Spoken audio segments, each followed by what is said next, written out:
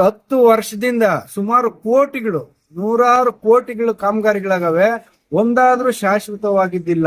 ನಾವೇನ್ ಹೇಳ್ತಾ ಇದ್ದೀವಿ ನೋಡಿ, ನೀರಿನ ಸಮಸ್ಯೆ ಇದೆ, ಅಂಡರ್ಗ್ರೌಂಡ್ ಟ್ಯಾಂಕ್ಗಳು ಮಾಡಿ, ನಿಮ್ಗೆ ಹೆಸರು ಇರುತ್ತೆ, ಅದಕ್ಕೆ ದುಡ್ಡು ಹಾಕಿ ಅಂದಿಲ್ಲ. ಬೋರ್ವೆಲ್ಗಳು ಹಾಕೋದು, ಅದು 1 ವರ್ಷ ಓಡುತ್ತೆ, 2ನೇ ವರ್ಷ ಮುಚ್ಕಂತು, ಮತ್ತೆ ಬೋರ್ವೆಲ್ ಹಾಕೋ.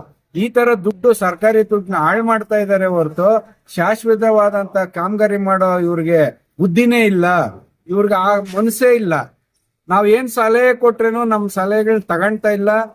ಅದಕ್ಕಾಗಿ ನಮ್ಗೆ ತುಂಬಾ ಬೇಜಾರಾಗಿದೆ ಅಂತ ಕುಂದಾಪುರ ನಾಮನಿರ್ದೇಶಕ ಸದಸ್ಯರು ಅವರು ಇಲ್ಲಿರೋ ಬಾಡಿ ಸುಮಾರು 10 ವರ್ಷದಿಂದ ನೋಡ್ತಾ ಇದ್ದೀನಿ.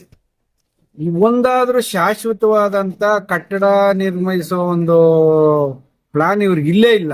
ಇವ್ರಿಗೇನು ಪ್ಯಾಚ್ ವರ್ಕ್, ದುಡ್ಡುಗಳನ್ನ ಹೊಡೆಯೋದಕ್ಕೆ ಯಾವ ತರ ಪ್ಲಾನ್ ಮಾಡಬೇಕು ಅದರಲ್ಲಿ ನಿಸ್ಸೀಮ್ರೆ ಹೊರತು ಪ್ರತಿಯೊಂದು ಅಧ್ಯಕ್ಷರಿಗೂ ಇವಕ್ಕೂ ಸುಮಾರು ಜನ ಅಧ್ಯಕ್ಷರು ಬಂದಿದ್ದಾರೆ. ಹೇಳ್ತಾ ಇದ್ದೀನಿ, ಶಾಶ್ವತವಾದಂತ ನಿಮ್ ಹೆಸರು ಹಾಕೋಣಂತ ಪರ್ಮನೆಂಟ್ ಆದಂತ ಒಂದು ಕಾಮಗಾರಿ ಮಾಡಿ, 4 ಜನಕ್ಕೆ ಉಪಯೋಗ ಆಗಂತ ಮಾಡಿ. ಅಂದ್ರೆ ಕಸ ಮೇಂಟೆನೆನ್ಸ್ ದುಡ್ಡು ಹೊಡೆಯೋದು, ಊಟಕ್ಕೆ ದುಡ್ಡು ಹೊಡೆಯೋದು, ಇಂಥ ಕೆಲಸಗಳು ಮಾಡ್ತಾರೆ ಹೊರತು ಇಲ್ಲ ರೋಡ್ಗಳ ಪ್ಯಾಚ್ಗಳು ಹಾಕೋದು, ಅದ್ರಲ್ಲಿ ಬಿಲ್ ಮಾಡೋದು, ಇದೇ ಮಾಡ್ತಾ ಇದ್ದಾರೆ ಹೊರತು 10 ವರ್ಷದಿಂದ ಸುಮಾರು ಕೋಟಿಗಳು, ನೂರಾರು ಕೋಟಿಗಳು ಕಾಮಗಾರಿಗಳಾಗವೆ, ಒಂದಾದ್ರೂ ಶಾಶ್ವತವಾಗಿದ್ದಿಲ್ಲ.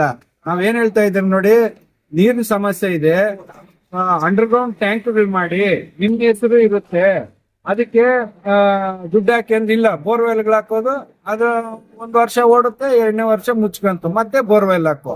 ಈ ತರ ದುಡ್ಡು, ಸರ್ಕಾರಿ ದುಡ್ಡನ್ನ ಹಾಳು ಮಾಡ್ತಾ ಇದ್ದಾರೆ ಹೊರತು ಶಾಶ್ವತವಾದಂತ ಕಾಮಗಾರಿ ಮಾಡೋ ಇವ್ರಿಗೆ ಬುದ್ಧಿನೇ ಇಲ್ಲ, ಇವ್ರಿಗೆ ಆ ಮನಸ್ಸೇ ಇಲ್ಲ. ನಾವ್ ಏನ್ ಸಲಹೆ ಕೊಟ್ರೇನು ನಮ್ ಸಲಹೆಗಳು ತಗೊಂತಾ ಇಲ್ಲ. ಅದಕ್ಕಾಗಿ ನಮ್ಗೆ ತುಂಬಾ ಬೇಜಾರಾಗಿದೆ.